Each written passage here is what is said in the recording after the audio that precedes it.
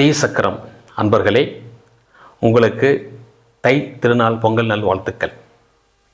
இப்பொழுது மேஷ ராசி முதல் மீன ராசி வரை இந்த தை மாத பலனை பார்ப்போம். இப்பொழுது இந்த தை மாதம் ஒவ்வொரு ராசிக்கும், மேஷ ராசி முதல் மீன ராசி வரை ஒவ்வொரு ராசிக்கும் தை மாதத்தில் கிரகங்களுடைய பலன்கள், தை மாதத்தில் இருக்கின்ற கிரகங்கள் அனைத்தும் என்ன பலனை கொடுக்கின்றன என்பதை பார்ப்போம். தை புத்தாண்டு, இது ஒரு புத்தாண்டு சொல்லுவோம் நம்ம, தை புத்தாண்டு. ஏன்னா தை பிறந்தால் வழி பிறக்கும் இல்லையா?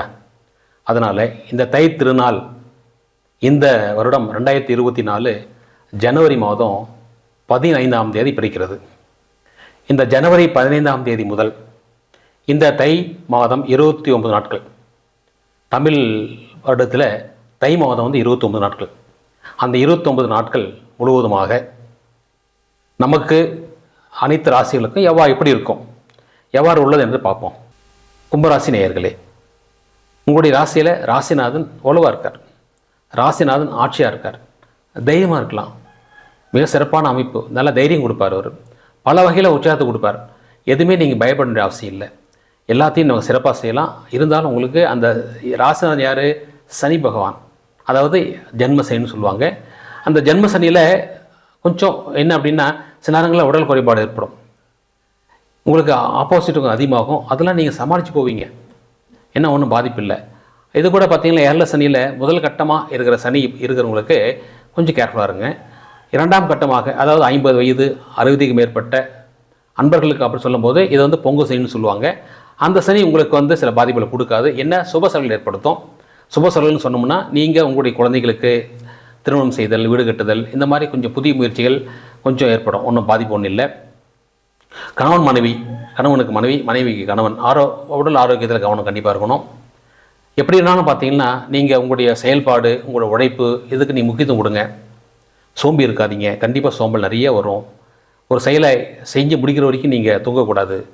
என்ன செயல் இருக்கோ அந்த செயலை கண்டிப்பாக செஞ்சு முடிங்க, அதுதான் நல்லது. என்ன அந்த மாதிரி செய்யும்போது தான் உங்களுக்கு பாதிப்பு வராது. சில நேரங்களில் பார்த்தீங்கன்னா ரொம்ப ரொம்ப கஷ்டமாக இருக்கும். ஏன் செய்யணும், எதுக்கு செய்யணும், என்ன வரும். ஆனால் நீங்கள் செய்கிற கட்டாயம் இருக்கிறனால கண்டிப்பாக நீங்கள் செயல்பாடுகளை ஆரோக்கியம், நீங்கள் இன்ட்ரெஸ்ட் எடுத்துக்கங்க. நம்ம இன்ட்ரெஸ்ட் எடுத்துக்கிட்டோம்னா மிக சிறப்பாக இருக்கும், நல்லாயிருக்கும். அப்புறம் பார்த்தோம்னா, உங்களுடைய சகோதரர்கள் சகோதரிகள் அமைப்பில் சொத்து பிரிவினை வரும் இல்லையா? அதெல்லாம் கொஞ்சம் பிரித்து கொடுத்துருங்க. தொழில் செய்கிறவங்க, அதை வியாபாரிங்க, அது மட்டும் இல்லாமல் பார்த்தோம்னா வேலைக்கு போகிறவங்க, அரசு ஊழியர்கள், மாணவர்கள், நீங்களாம் கொஞ்சம் கஷ்டப்பட வேண்டி வரும். கஷ்டம்னா நம்ம இருக்கிற வேலையை செய்கிறோம் இல்லையா? இருக்கிறத மாணவர்கள் இருக்கிறத படித்து தான் ஆகணும். ஆனால் உங்களுக்கு எல்லாமே எல்லா வகையிலும் அமைப்பு ஏற்படும். அமைப்பு ஏற்படும் போது சோம்பியாக இருக்கக்கூடாது. எல்லாத்தையும் எடுத்து செய்யுங்க, அது நல்லது. வருமானம் பெருகும். குடும்ப உறவு நண்படத்தில் பகைமையை காட்டாதீங்க. குழந்தைங்களுக்கு இடத்துலையும் குடும்பத்தையும் சுப செலவு ஏற்படும் இல்லையா? ஆனால் சில நேரங்களில் உங்களின் திருமணத்தை தள்ளி போடுங்க, உங்களுடைய திருமணத்தை தள்ளி போடுங்க. கும்பராசி அன்பர்களே, திருமண வயது வந்திருந்தோம். இந்த அஷ்டம சனியில் சில காலங்கள் நீங்கள் திருமணம் தள்ளி போடுங்க, அது ரொம்ப சிறப்பாக இருக்கும். வாகனங்கள், நீங்கள் போகின்ற வாகனங்கள் நிதானம் தேவை. கொஞ்சம் நிதானமாக போங்க, வேகமாக போகாதீங்க. இந்த கும்பராசி நேயர்களுக்கு 3 நட்சத்திரங்கள், அவிட்ட நட்சத்திர அன்பர்கள் இருக்காங்க, சதய நட்சத்திர அன்பர்கள் இருக்காங்க, புரட்டாதி இருக்காங்க. இந்த அவிட்ட நட்சத்திர அன்பர்களுக்கு 18ஆம் தேதி, 21ஆம் தேதி, 22ஆம் தேதி, 28ஆம் தேதி இந்த நாட்கள் சுப நாட்கள். சதய நட்சத்திரம் சொன்னோம்னா 7ஆம் தேதி, 10ஆம் தேதி, 18ஆம் தேதி, 19, 25 மிக சிறப்பாக இருக்கும். புரட்டாதி நட்சத்திரம் கும்பராசி அன்பர்களுக்கு 10, 18, 25, 28 இந்த நாட்கள் சுபமாக இருக்கும். இந்த கும்பராசி அன்பர்களுக்கு சந்திராஷ்டமம் இருக்கு இல்லையா?